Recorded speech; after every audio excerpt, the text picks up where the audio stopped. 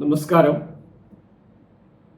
യയാതി എന്ന വിഖ്യാത novel VS. ഖാണ്ടേക്കർ എഴുതി പ്രൊഫസർ പി. മാധവൻപിള്ള മലയാളത്തിലേക്ക് തർജ്ജമ ചെയ്ത ജ്ഞാനപീഠം അവാർഡ് നേടിയ നോവൽ.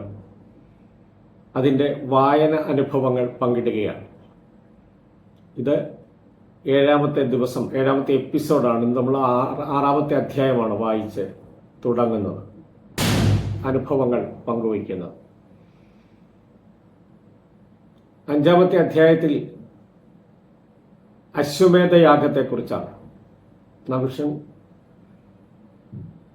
നഗരദേവതയുടെ ഉത്സവത്തിൽ പ്രഖ്യാപിച്ചു യയാതി അശ്വമേധം നടത്തുന്നതിനെക്കുറിച്ച്. പിന്നെ അശ്വമേധ യാഗമായിരുന്നു.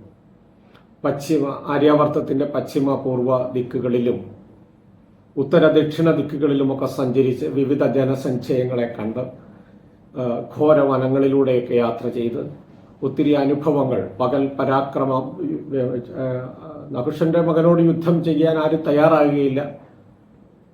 അശ്വമേധത്തിലെ അശ്വം യഥേഷ്ടം സഞ്ചരിച്ചു കൊണ്ടേയിരിക്കുകയായിരുന്നു. ഇനി അറിവില്ലായ്മ കൊണ്ട് ആരെങ്കിലും യുദ്ധം ചെയ്തിട്ടുണ്ടെങ്കിൽ അവരെ കീഴടക്കുക യയാതിക്ക് അത്ര പ്രയാസമുള്ള കാര്യമായിരുന്നില്ല. എന്നിരുന്നാലും രാത്രികാലങ്ങളിൽ പ്രകൃതിയുടെ സൗന്ദര്യവും ഒക്കെ ആസ്വദിച്ച് തൻ്റെ കവിഹൃദയം തൃപ്തിപ്പെടുത്തുമാർ അനുഭവങ്ങൾ കൈക്കൊണ്ട് പകൽ ഒരു പരാക്രമിയായ രാജാവിനെ പോലെ യുദ്ധം ചെയ്ത് അശ്വമേധം പരമാവധി ആസ്വദിച്ച് തിരികെ എത്തുന്നിടം വരെയാണ് വായിച്ചത്. അശ്വമേധത്തിലെ ഏറ്റവും പ്രധാനപ്പെട്ട സംഭവം യയാതിയുടെ ജ്യേഷ്ഠനെ കണ്ടെത്താൻ കഴിഞ്ഞു എന്നുള്ളതാണ്. യതിയെ ആ യാത്രയിൽ ആര്യാവർത്തത്തിൻ്റെ പൂർവ്വ ദിക്കിലെ ഘോരവനത്തിൽ വെച്ച് കണ്ടെത്തി. അദ്ദേഹത്തിൻ്റെ തപോനിഷ്ഠകളും കഠിന തപസ്സും ഒക്കെ മനസ്സിലാക്കി ഹസ്തിനപുരത്തിലേക്ക് വിളിച്ചെങ്കിലും വരുവാൻ യതി അമ്മയെ കാണുവാൻ കൂട്ടാക്കിയില്ല. കാരണം ഒന്നിനോടും ഒരു പ്രതിബദ്ധതയും ഉണ്ടാവാൻ പാടില്ല. ഒരു ശരിയായ ഋഷിക്ക് വിരക്തിയാണ് പ്രധാനപ്പെട്ടത്, എല്ലാത്തിനോടുമുള്ള വിരക്തി. അങ്ങനെ ഒരു കാട്ടിൽ അദ്ദേഹം മധുരഫലങ്ങളൊന്നും ഭക്ഷിക്കാറില്ല. കഴിക്കുന്നത്, കാരണം മധുരത്തോട് ആകർഷണം തോന്നിയല്ലോ, അതുകൊണ്ട് ഭക്ഷണമായി കഴിക്കുന്ന കായ്കനികൾ മാത്രമേ സ്വീകരിക്കുകയുള്ളൂ. ഒരു പ്രദേശത്തും അധികം തങ്ങുകയില്ല. ആ പ്രദേശത്തോടെങ്ങാനും പ്രത്യേകത മമത തോന്നിപ്പോയാലോ എന്നുള്ളത് കൊണ്ട് ഒരു പ്രദേശത്ത് പോലും തങ്ങാതെ അങ്ങനെ ആ വിരക്തി ആർജിക്കുക എന്നുള്ള ആ പ്രക്രിയ, അതിൽ താൻ എങ്ങും എത്തിയിട്ടില്ല, ഇനിയും എത്താനിരിക്കുന്നതേ ഉള്ളൂ. അതുകൊണ്ട് അമ്മയെ കാണുക എന്ന് പറയുന്നത് ഒരിക്കലും സാധ്യമല്ല. അതിലൊന്നും അത്രയ്ക്ക് കണ്ട ഒരു ചലനമുണ്ടാകാതെ തിരികെ പോകത്തക്ക രീതിയിലുള്ള ആ അവസ്ഥയിലൊന്നും താൻ എത്തിയിട്ടില്ല. അതുകൊണ്ട് അങ്ങനെയുള്ള പ്രലോഭനങ്ങൾക്കൊന്നും മുതിരരുതെന്ന് അനുജനോട് പറയുന്നു. ഒരു നിശ്ചിത സമയം കഴിയുമ്പോൾ അനുജനെ യാത്രയാക്കുകയും ചെയ്യുന്നു തൻ്റെ ഗുഹയിൽ നിന്ന്. അങ്ങനെ അശ്വമേധത്തിലെ പ്രധാന സംഭവം അതാണ്. ഏതായാലും അശ്വമേധ വിജയിയായി യാഗാശ്വവുമായി ഹസ്തിനപുരത്തിലേക്ക് എത്തുന്നതാണ് അടുത്ത അധ്യായത്തിൽ, ആറാമത്തെ അധ്യായത്തിൽ. ഹസ്തിനപുരി ആകെ ഉത്സവ പ്രതീതിയാണ്. എല്ലാം അണിഞ്ഞൊരുങ്ങിയിരിക്കുന്നു. കൊട്ടാരം, രാജധാനി ഗംഭീരമായ വരവേൽപ്പാണ് നൽകുന്നത്. നൃത്യങ്ങളും ഭയങ്കര ആഘോഷത്തിമിർപ്പുകളുമൊക്കെ എല്ലായിടത്തും നടക്കുന്നു. പൂക്കൾ പുഷ്പാലങ്കൃതമായിരിക്കുന്നു. ഉദ്യാനങ്ങളെല്ലാം ദീപപ്രഭയാൽ ശോഭിച്ച് നിൽക്കുന്നു. അങ്ങനെ പോയിക്കൊണ്ടിരിക്കുകയാണ്. എന്നാൽ അത്യാഡംബരപൂർവ്വം നൽകപ്പെട്ട ഈ വരവേൽപ്പ് കണ്ട് എൻ്റെ മനസ്സ് വേണ്ടവോളം സന്തുഷ്ടമായില്ല. ഈ വലിയ വരവേൽപ്പിലും യയാതി ആരെയോ തിരയുന്നുണ്ട്. എന്തുകൊണ്ടോ അദ്ദേഹം സന്തുഷ്ടനല്ല. അദ്ദേഹം പറയുന്നു, അണിയിക്കപ്പെട്ടു സുന്ദരമായ പൂമാലയിൽ തനിക്ക് ഏറ്റവും ഇഷ്ടപ്പെട്ട പൂ മാത്രമില്ലെങ്കിലും തനിക്ക് ഏറ്റവും സുന്ദരമായ പൂവില്ല. തന്നിൽ ഹാരമർപ്പിക്കപ്പെട്ടു, പക്ഷെ ഹാരത്തിൽ താൻ ഏറെ ഇഷ്ടപ്പെടുന്ന ആ പൂവ് മാത്രമില്ല. അതുപോലെ ആയിരുന്നു അദ്ദേഹത്തിൻ്റെ മാനസികാവസ്ഥ. നഗരത്തിൻ്റെ പ്രധാന കവാടത്തിൽ യയാതി എത്തുമ്പോൾ ദീപമൊഴിയാൻ ദാസിമാർ ഉൾപ്പെടെ എല്ലാവരും എത്തി. പക്ഷേ ആ കൂട്ടത്തിൽ അദ്ദേഹത്തിൻ്റെ കണ്ണുകൾ തേടി നടന്നത് അളകയെയാണ്. അളക മാത്രം ആ കൂട്ടത്തിൽ ഉണ്ടായിരുന്നില്ല. എവിടെയും അവളെ കാണുവാൻ കഴിഞ്ഞില്ല. കണ്ണുകൾ നിരന്തരം എല്ലാ ഭാഗങ്ങളിലും അവളെ അന്വേഷിച്ചു. പക്ഷേ ഈ കണ്ണുകളുടെ ദാഹം ശമിക്കാതെ നിലനിന്നു പോന്നു. മറ്റൊരു സംഗതി, യയാതിയുടെ തിരിച്ചുവരവിൽ ഏറ്റവും ആനന്ദിക്കുന്നത് അമ്മയാണ്. അമ്മയിൽ വളരെ വലിയ മാറ്റം, വളരെ വലിയ സന്തോഷം.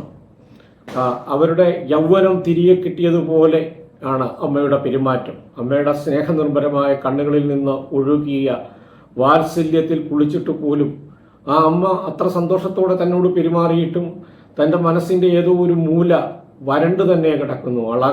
അളക ഇവിടെ പെട്ടെന്ന് ഓർമ്മ വന്നതുപോലെ അമ്മയോട് തന്നെ പിന്നെ അവസാനം ഗത്യന്തരമില്ലാതെ ചോദിച്ചു, അളകയെ ഇവിടെ കണ്ടില്ലല്ലോ അമ്മേ. അമ്മ മറുപടി പറഞ്ഞു, അവളുടെ ചിറ്റമ്മയുടെ വീട്ടിൽ പോയിരിക്കുകയാണ്. എവിടെ? വളരെ ദൂരെ, എവിടെയെങ്കിലും അല്ല, ഒത്തിരി ദൂരെയാണ്. ഹിമാലയത്തിൻ്റെ അങ്ങേയറ്റത്ത് പോയിരിക്കുകയാണ്, ഹിമാലയത്തിൻ്റെ താഴ്വാരത്തിൽ പോയിരിക്കുകയാണ്. അത് കഴിഞ്ഞാൽ പിന്നെ രാക്ഷസന്മാരുടെ രാജ്യമാണ്, അതിർത്തിയാണ്. അതിർത്തി പ്രദേശത്ത് അവളുടെ ചിറ്റമ്മ താമസിക്കുന്നുണ്ട്. അവിടേക്ക് അവൾ പോയിരിക്കുകയാണ് എന്നാണ് പറയുന്നത്. അസ്വസ്ഥനാണ് രാജാവ്. ആ അഭാവം, അവളുടെ അഭാവം അദ്ദേഹത്തെ വളരെയധികം വേദനിപ്പിച്ചു. അന്ന് രാത്രിയിൽ കിടക്കുമ്പോൾ യയാതി വീണ്ടും യതിയെക്കുറിച്ചുള്ള ഓർമ്മകൾ അദ്ദേഹത്തെ വേട്ടയാടി. അതോടൊപ്പം അളകയെക്കുറിച്ചും അദ്ദേഹം ഒരേ സമയം ചിന്തിച്ചു. താൻ കൊട്ടാരത്തിൽ സുഖമായി കിടക്കുമ്പോൾ ഈ രണ്ടുപേർ യതി എന്ത് ചെയ്യുകയായിരിക്കും? അദ്ദേഹത്തിൻ്റെ മുള്ളുമറ്റയുള്ള ആ ഗുഹയൊക്കെ ഉപേക്ഷിച്ച് മറ്റൊരു സ്ഥലത്തേക്ക് പോയി അതിലും കഠിനമായ എവിടെയെങ്കിലും ആയിരിക്കും അദ്ദേഹം താമസിക്കുക. അളകയോ അവൾ എത്തരത്തിലുള്ള ജീവിതമായിരിക്കും നയിക്കുക? അവൾ തന്നെ സ്വപ്നം കാണുന്നുണ്ടോ? താൻ ഇങ്ങനെ ദിഗ്വിജയം, അശ്വമേധ വിജയമൊക്കെ നടത്തി തിരിച്ചെത്തിയത് അവൾ അറിഞ്ഞിട്ടുണ്ടാകുമോ? എന്താണ് ഇങ്ങനെ? ആരാണ് തൻ്റെ മനസ്സിൽ ഇപ്പോഴും അവളെ കൊത്തിവെച്ചിരിക്കുന്നത്? അശ്വമേധയാഗത്തിനിടയിൽ രതിദേവതയെ താൻ പോയി ആലിംഗനം ചെയ്യുകയും ചുംബിക്കുകയൊക്കെ ചെയ്തു. ഇപ്പോഴും അളകയായിരുന്നു മനസ്സിൽ. എന്താണ് ഇതിനൊക്കെ നിദാനം? അവളിങ്ങനെ മനസ്സിൽ കൊത്തിവെച്ചത് ആരാണ്? ഇപ്പോഴവൾ എന്തു ചെയ്യുകയാവും? ഉറങ്ങുകയാണോ സുഖമായി? ഒരിക്കലും ആയിരിക്കില്ല. അതോ എന്നെക്കുറിച്ച് ഓർമ്മിച്ച് അസ്വസ്ഥതയായി കഴിയുകയാണോ? അവൾ സ്വപ്നത്തിൽ ഹസ്തന്യപുരയിൽ വരാറില്ലേ? എൻ്റെ ഈ കൊട്ടാരത്തിൽ അവൾ എത്താറില്ലേ? ഹസ്തനപുരിയിൽ വരുന്നുണ്ടായിരിക്കുമോ? ഇവിടെ വന്നാൽ എൻ്റെ കൊട്ടാരത്തിന് അവൾ വലം വയ്ക്കുന്നുണ്ടാവും. അങ്ങനെ അശ്വമേധത്തിൻ്റെ ചടങ്ങുകളിൽ മുഴുകി പതുക്കെ ഈ കാര്യങ്ങളൊക്കെ യയാതി മറക്കുകയാണ്. ഇത്തരം കാര്യങ്ങളെല്ലാം ജ്യേഷ്ഠനെക്കുറിച്ചും യതിയെക്കുറിച്ചുമുള്ള ഓർമ്മകൾ, അളകയെക്കുറിച്ചുള്ള ഓർമ്മകൾ, ഇതിൽ നിന്നൊക്കെ മോചിതനാകുകയാണ്. അശ്വമേധത്തിൻ്റെ കൊട്ടാരത്തിൽ എത്തിക്കഴിഞ്ഞിട്ടുമുള്ള യാഗത്തിൻ്റെ ചടങ്ങുകൾ അതൊക്കെ കഴിയുമ്പോഴേക്കും അശ്വമേധം സമാപിച്ച ഉടനെ യതിക്ക് ജന്മം നൽകാൻ അനുഗ്രഹിച്ച ഒരു മഹാമുനിയുണ്ടല്ലോ, ഒരു മഹർഷി, അദ്ദേഹത്തിൻ്റെ ശിഷ്യന്മാർ കൊട്ടാരത്തിൽ എത്തുകയാണ്. യതിയുടെ ജന്മത്തിന് ഹേതുവായ മഹർഷി അദ്ദേഹത്തിൻ്റെ പേര് പോലും ഉച്ചരിക്കുവാൻ അച്ഛന് അനുവദിക്കാറില്ല. കാരണം യതി ഇറങ്ങിപ്പോയതിന് ശേഷം ആ ഓർമ്മകൾ തിരികെ വരാതിരിക്കുവാൻ വേണ്ടി ആ മുനിയുടെ പേര് പോലും പറയാറില്ല. പക്ഷേ യയാതിയുടെ നമ്മളോട് അദ്ദേഹത്തിൻ്റെ ഓർമ്മകൾ പങ്കുവെക്കുകയാണല്ലോ, ഇനി പറയാതിരുന്നിട്ട് കാര്യമില്ല.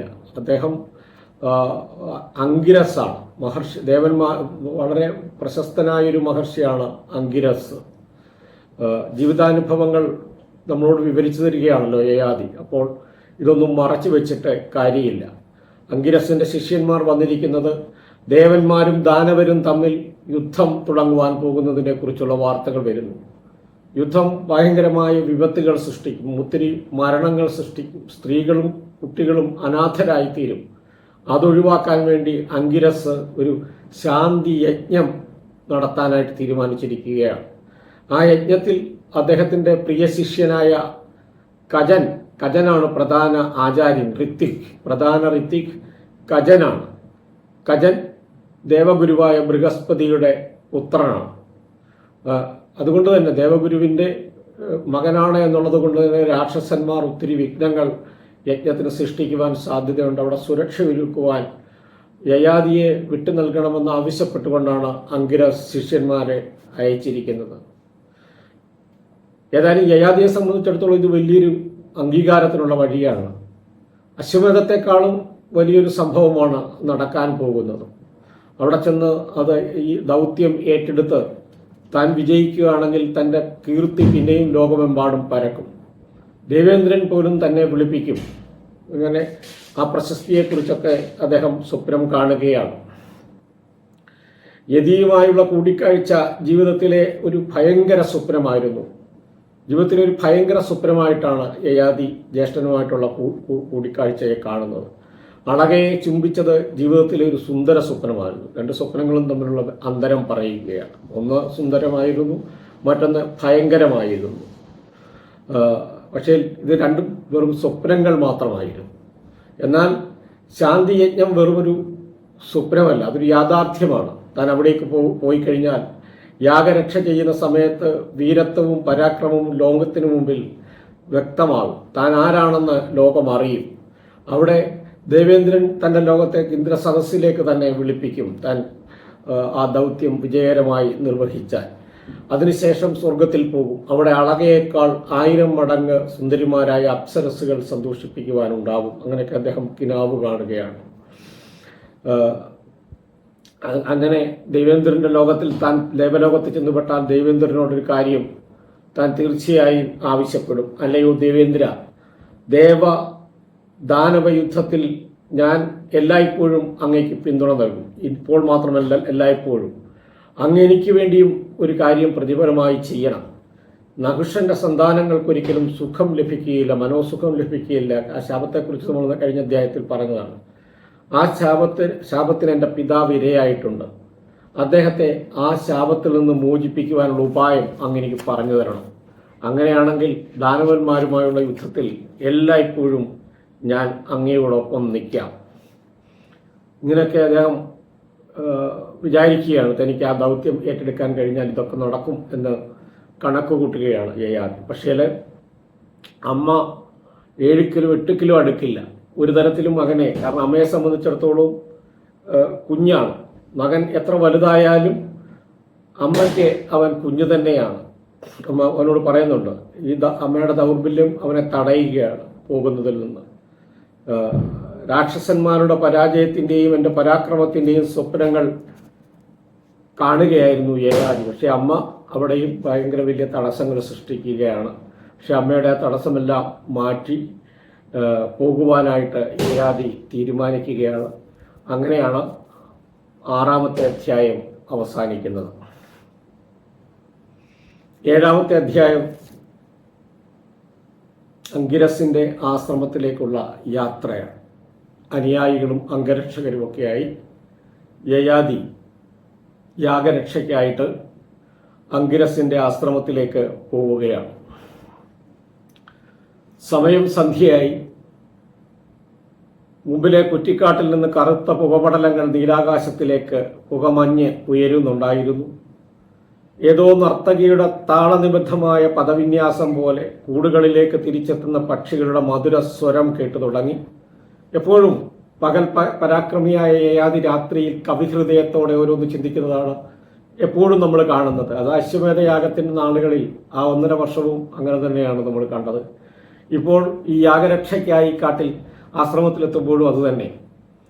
അവിടെ അദ്ദേഹം പ്രകൃതിയെ വളരെ മനോഹരമായി കാണുകയാണ്. പലതരം പക്ഷികൾ അവരുടെ കൂടിലേക്ക് പോകുകയും അതിൻ്റെ കളകൂജനങ്ങളും ഒക്കെ കേട്ട് ആസ്വദിക്കുന്നു. അങ്ങനെ പോകുമ്പോഴാണ് ഒരു പാട്ടുപാടുന്ന ഒരു പഞ്ചവർണ്ണ കിളി മുമ്പിലൂടെ പറന്നു പോകുന്നത്. അതിൻ്റെ നിറം കണ്ടപ്പോൾ യുവരാജാവിന് ഭയങ്കര മോഹമായി. അതിനെ അമ്പയച്ച് കൊന്ന് സുന്ദരമായ ആ ചിറകുകളെടുത്ത് സൂക്ഷിച്ചു വെച്ചാലോ ഓർമ്മയ്ക്കായിട്ടെന്ന് ഒരു ചിന്ത അദ്ദേഹത്തിൽ അങ്കുരിക്കുകയാണ്. ഈ ആഗ്രഹത്തോടെ അദ്ദേഹം അമ്പും വില്ലുമൊക്കെ എടുത്ത് അമ്പ് തൊടുക്കുവാനായി തയ്യാറെടുക്കുമ്പോൾ ഒരു കർക്കശ സ്വരം കേട്ടു, അരുത്. അതൊരു അപേക്ഷയായിരുന്നു, ഒരു ആജ്ഞയായിരുന്നു. ഞാൻ ഞെട്ടിത്തിരിഞ്ഞു നോക്കിയെന്നാണ് യയാതി പറയുന്നത്. ആ പക്ഷിയുടെ വർണ്ണഭംഗിയാർന്ന രൂപത്തിൽ മുഴുകി പരിസരബോധം നശിച്ചവനായി നിൽക്കുമ്പോഴാണ് ഈ ശബ്ദം കേട്ടത്, അരുത്. അപ്പോഴാണ് നോക്കിയത്, ഇടതുഭാഗത്ത് ഒരു വൃക്ഷക്കൊമ്പിലിരുന്നൊരു മുനികുമാരൻ സന്ധ്യയുടെ ശോഭ ആസ്വദിച്ചു കൊണ്ടിരിക്കുകയാണ്. അയാളാണ് തന്നോട് ആജ്ഞാപിച്ചിരിക്കുന്നത്. യയാതിക്ക് വളരെയധികം കോപമുണ്ടായി. തൻ്റെ പ്രായമേ ഉള്ളൂ അയാൾക്ക്, ആ മുനികുമാരന്, എന്നിട്ടും ഇത്ര ആജ്ഞയോടുകൂടി തന്നോട് സംസാരിക്കുന്നു. അയാൾ വൃക്ഷത്തിൽ നിന്ന് ചാടിയടുത്ത് വന്നു. എന്നിട്ട് പറഞ്ഞു, ഇത് അങ്കിരസ് മുനിയുടെ ആശ്രമമാണ്. അപ്പോൾ അല്പം അഹങ്കാരത്തോടെ യയാതി പറഞ്ഞു, എനിക്കറിയാം അംഗരസിൻ്റെ ആശ്രമമാണെന്നുള്ളതൊന്നും എന്നെ പഠിപ്പിക്കേണ്ടതില്ല എന്നുള്ള അർത്ഥത്തിൽ ഈ ആശ്രമ പരിസരത്ത് വെച്ച് നിങ്ങൾ ഈ പക്ഷിയെ കൊല്ലാൻ തുടങ്ങുകയായിരുന്നു, അത് അധർമ്മമാകുമായിരുന്നു എന്ന് മുനികുമാരൻ ഓർമ്മിപ്പിക്കുകയാണ്. യയാതി പറയുന്നു, ഞാൻ ക്ഷത്രിയനാണ്, ഹിംസ എൻ്റെ ധർമ്മങ്ങളിൽപ്പെട്ട ഒന്നാണ്. വീണ്ടും മുനികുമാരൻ പറയുകയാണ്, ആത്മരക്ഷയ്ക്കോ ഒരു ദുഷ്ടസംഹാരത്തിനോ വേണ്ടി ചെയ്യുമ്പോൾ മാത്രമേ ഹിംസ ധർമ്മമാവുകയുള്ളൂ, അല്ലാതെ ചെയ്യുന്ന ഹിംസ ധർമ്മമല്ല. ഒരു പാവപ്പെട്ട മിണ്ടാപ്രാണി, അത് നിങ്ങൾക്ക് എന്താണ് ദോഷം ചെയ്തത്? അതൊരു ദുഷ്കർമ്മമാണ്. എന്ത് ദുഷ്കർമ്മം നിങ്ങൾക്കെതിരെ അത് ചെയ്തു? എന്താണ് നിങ്ങളുടെ ഈ ദുഷ്കർമ്മത്തിൻ്റെ അർത്ഥം? എന്താ പറയുക, പക്ഷിയുടെ വർണ്ണം അതെന്നെ ആകർഷിച്ചു, വളരെയധികം മോഹിപ്പിച്ചു, ആകർഷിപ്പിച്ചു. ഓഹോ, നിങ്ങൾ നല്ലൊരു രസികനാണല്ലോ. നിങ്ങൾക്ക് അതിൻ്റെ വർണ്ണം ആസ്വദിക്കാനുള്ള കഴിവ് തന്ന അതേ ദൈവം തന്നെയാണ് അതിന് ജീവനും കൊടുത്തിരിക്കുന്നത്. ആ ജീവൻ എടുക്കാൻ നിങ്ങൾക്ക് അവകാശമില്ല എന്ന് മുനികുമാരൻ പറയുകയാണ്. യയാതിക്ക് ദേഷ്യം വരുന്നുണ്ട്. ഇത് വല്ല ദേവാലയത്തിലോ വല്ലോ നടക്കേണ്ട ഒരു ചർച്ചയാണ്. അപ്പോൾ അത് പറയുകയും ചെയ്യും. അപ്പോൾ മുനികുമാരൻ പറയും, ഇത് ദേവാലയമാണ്, മഹർഷിയുടെ ആശ്രമം, അങ്ങോട്ട് നോക്കൂ, ഇവിടെ അക്ഷയദീപങ്ങളൊക്കെ തെളിയാൻ പോവുകയാണ്, അവിടെ തന്നെ ദേവാലയവുമുണ്ട്. ദീപാരാധനയുടെ സമയമാകുമ്പോൾ അസംഖ്യം ദീപങ്ങൾ അവിടെ തെളിയും, നിങ്ങൾക്കിപ്പോൾ അത് കാണാം. അപ്പോൾ യയാതി ചോദിക്കുകയാണ്, നിങ്ങൾ വലിയ കവിശ്രേഷ്ഠനും മുനികുമാരനും ഒക്കെയാണ്, പക്ഷെ നിങ്ങൾക്ക് കുതിരസവാരി ഒന്നും അറിയില്ലല്ലോ. അവർ പറയില്ല, അതുകൊണ്ട് നിങ്ങൾക്ക് നായാട്ടിൻ്റെ സുഖം അറിയില്ല, അതുകൊണ്ടാണ് നിങ്ങളിങ്ങനെയൊക്കെ പറയുന്നത്. അവരെ പറയും, മുനികുമാരൻ പറയും, ഞാൻ വേട്ടയാടാറുണ്ട്, എനിക്ക് നായാട്ടിൻ്റെ സുഖം അറിയില്ല, ഞാൻ വേട്ടയാറില്ല. കളിയാക്കിക്കൊണ്ട് പറയും, ദർഭപ്പുല്ലായിരിക്കും നിങ്ങൾ അരിഞ്ഞു വീഴ്ത്തുന്നത്, വേട്ടയാടുന്നതെന്ന് പരിഹസിക്കും. ഉടനെ മുനികുമാരൻ പറയും, അല്ല, എനിക്കും ശത്രുക്കളുണ്ട്, ഞാൻ ശത്രുക്കളെയാണ് വേട്ടയാടുന്നത്. വൽക്കലം ധരിക്കുകയും പർണാശ്രമത്തിൽ താമസിക്കുകയും ചെയ്യുന്ന നിങ്ങൾക്ക് മുനികുമാരന് ശത്രുക്കളോ? അവിടെ ഒന്നല്ല, അനേകായിരം ശത്രുക്കളുണ്ട്. പക്ഷേ ശത്രുക്കളെ നേരിടുന്നതിന് നിങ്ങളുടെ കയ്യിൽ ആയുധങ്ങളൊന്നുമില്ലല്ലോ. ഉടനെ മുനികുമാരൻ പറയും, സൂര്യനേക്കാളും ചന്ദ്രനേക്കാളും തേജസ്വിയായ കുതിര എൻ്റെ പക്കലുണ്ട്. നിങ്ങൾക്ക് കുതിരസവാരി ചെയ്യാൻ അറിഞ്ഞുകൂടുന്നല്ലേ ഇപ്പോൾ പറഞ്ഞത്? നിങ്ങളുടെ ആ കുതിരപ്പുറത്തല്ല, എൻ്റെ കുതിരപ്പുറത്ത് ഞാൻ എപ്പോഴും സവാരി ചെയ്യും. എൻ്റെ കുതിര വളരെ സുന്ദരനും വേഗതയുള്ളതുമാണ്. ഇവ വെട്ടുന്നതിനകം ഭൂമിയിൽ നിന്നതിന് ആകാശത്തിലെത്താൻ കഴിയും. പ്രകാശകിരണങ്ങൾ എത്തി നോക്കുന്നിടത്ത് പോലും അത് ചെന്നെത്തും. പ്രകാശകിരണങ്ങൾ എത്തി നോക്കാത്തിടത്ത് പോലും അത് ചെന്നെത്തും. അസംഖ്യം യാകാശങ്ങൾ അതിൻ്റെ മുന്നിൽ നിഷ്പ്രഭരാകും. അതിൻ്റെ ബലത്തിൽ മനുഷ്യൻ നരനിൽ നിന്ന് നാരായണനും ദേവനിൽ നിന്ന് മഹാദേവനും ആയിത്തീരും. അയാളുടെ വാക്കുകൾ, ഈ ഫിലോസഫിയൊക്കെ കേട്ടപ്പോൾ യയാതി അസ്വസ്ഥനായി. പക്ഷേ അവയുടെ അർത്ഥവും പിടികിട്ടിട്ടില്ല യയാതിക്ക് കൃത്യമായി. ദേഷ്യത്തോടെ യയാതി കുതിരയെ പൂറ്റിക്കൊണ്ട് ചവിട്ടി ഋഷികുമാരനോട് ദേഷ്യപ്പെട്ട് ചോദിച്ചു, എന്നിട്ട് എവിടെ നിങ്ങളുടെ കുതിര? അത് നിങ്ങൾക്ക് കാണാൻ സാധിക്കുകയില്ല. എങ്കിലും രാപ്പകൽ അത് എൻ്റെ അടുത്തുണ്ട്. ഏകാഗ്രതയോടെ അതെന്നെ സേവിക്കുന്നു. നിങ്ങളുടെ കുതിരയ്ക്ക് വല്ല പേരുമുണ്ടോ? ഉണ്ടല്ലോ, തീർച്ചയായും അതിന് പേരുണ്ട്. എന്നാൽ പിന്നെ അത് പറഞ്ഞുകൂടെ? എന്താണ് അതിൻ്റെ പേര്?